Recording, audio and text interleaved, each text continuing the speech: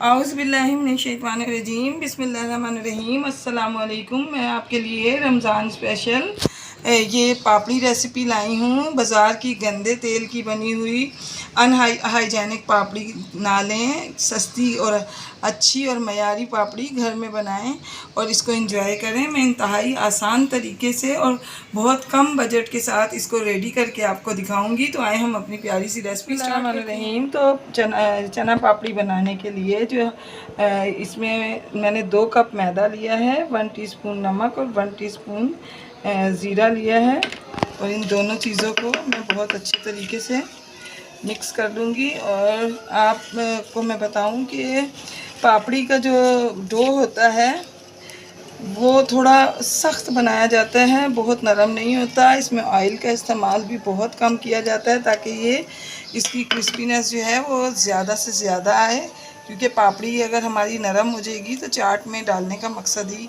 Fail हो जाएगा। तो बिस्मिल्लाहिर्रहमानिर्रहीम हम थोड़ा थोड़ा सा पानी डाल के इसी थोड़े से पानी से ज़्यादा सारा आटा समेटेंगे ताकि हमें बेहतरीन डो मिले। और अभी मैंने ऑयल नहीं डाला, एक कतरा भी।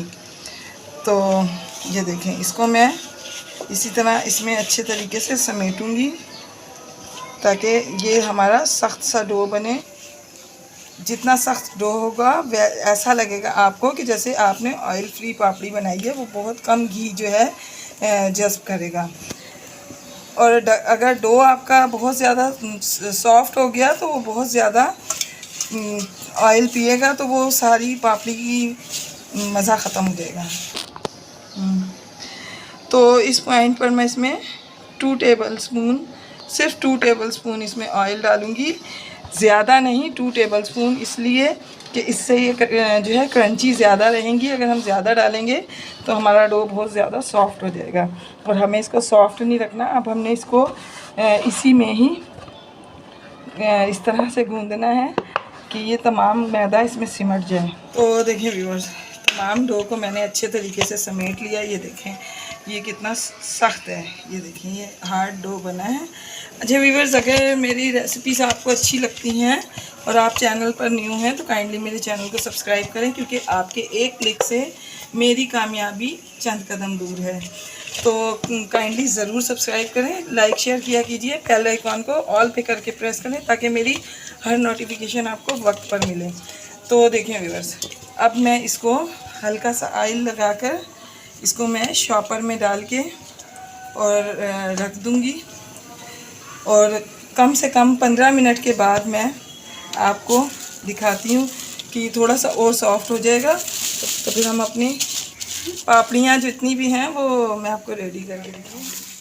तो ये देखें ये कितना सॉफ्ट हो चुका है, ठीक है, ये बेहतरीन हो चुका है। इसके अब हम इसको 2 पीसेस में कर लेंगे। ये देखें हम इसको 2 पीसेस में कर लेंगे और अब हम इनको थोड़ा सा यहाँ मैदा स्प्रिंकल करेंगे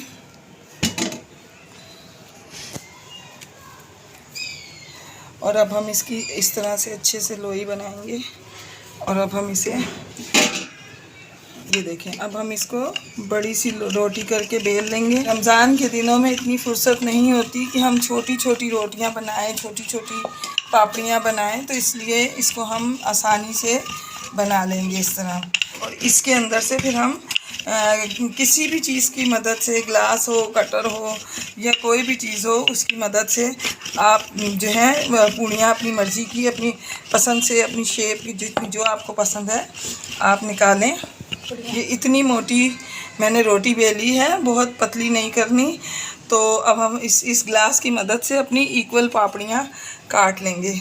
ये देखें, तो ये रखने में भी खूबसूरत लगेंगी, खाने में भी मज़ा आएगा, देखने में भी खूबसूरत लगेंगी। तो काम ऐसा होना चाहिए कि देखने वाले की आंखों को भाए तो उसके दिल को भी भाए।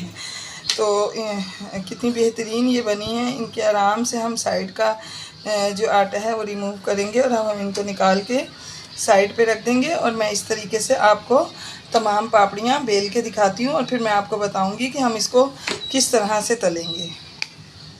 बिस्मिल्लाहिर्रहमानिर्रहीम। तो व्यूवर्स देखें, मेरी तमाम पापड़ियाँ जो है ये देखें, ये इतनी मोटी है। इसकी कटिंग मैंने कर ली है। मैंने इसको बेल के कटिंग इस वजह से नहीं की कि वो खूबसूरत नहीं लगती, और ये देखने में भी खूबसूरत लग रही हैं, खाने में भी बहुत मज़ेदार होंगी। तो आए हम इसे फ्राई करते हैं।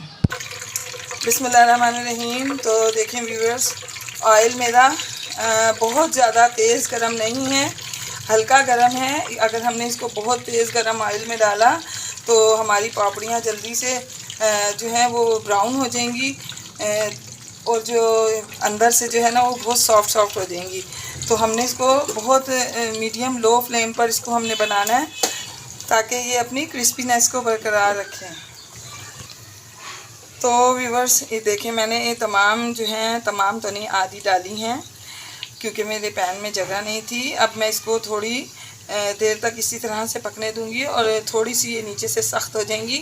तो तकरीबन 2 से 3 मिनट के बाद मैं इनको पलटूंगी और फिर मैं आपको दिखाऊंगी। बिस्मिल्लाहिर्रहमानिर्रहीम। तो देखें व्यूवर्स, तकरीबन इसको 1 से 2 मिनट हुए। इन पापड़ियों ने देखें फूलना शुरू कर दिया, और ये बेहतरीन जो है फ्राई हो रही हैं। ये देखें, मैं इनको पलट रही हूँ।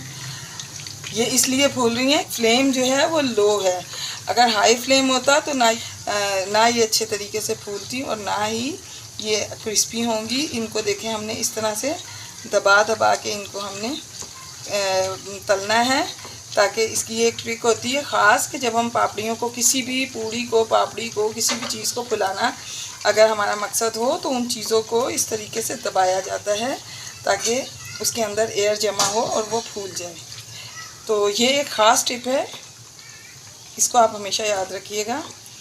तो ये देखिए, हम इनको अब पलटते जाएंगे और इस तरह से हम तलते जाएंगे। तकरीबन इन्हें 7 से 8 मिनट लगेंगे, और ये बिल्कुल क्रिस्पी बन के रेडी हो जाएंगे। बिस्मिल्लाहिर्रहमानिर्रहीम। तो देखें व्यूअर्स, ये जो पापड़ी है काफ़ी हद तक कंप्लीट हो गई हैं। ये इनको मुझे 7 से 8 मिनट हो गए फ्राई करते हुए, और इनका कलर देखें कितना अच्छा आया है। लेकिन पापड़ी हमेशा थोड़ी डार्क कलर की होती है, तो मैं इसको मज़ीद थोड़ा सा इसका कलर डार्क करती हूँ, तो फिर मैं आपको इसको निकाल के डिश आउट करके। बिस्मिल्लाहिर्रहमानिर्रहीम। तो देखें व्यूअर्स, ये पापड़ियाँ जो हैं बन के रेडी हैं, और अब मैं आपको इनको डिश आउट करूँगी। तो देखें व्यूअर्स, माशाल्लाह मेरी पापड़ी बन के बिल्कुल रेडी है, और ये इंतहाई मज़ेदार पापड़ी बनी है, बिल्कुल क्रिस्पी है। ये देखें ये कितनी क्रिस्पी बनी है। आप इसको एक मरतबा बनाएं, और ये हर तरह इसको आप चना पापड़ी चाट में यूज़ करें, दही बड़ों में यूज़ करें, किसी भी चीज़ में यूज़ करें। ये इंतहाई डिलीशियस पापड़ी है।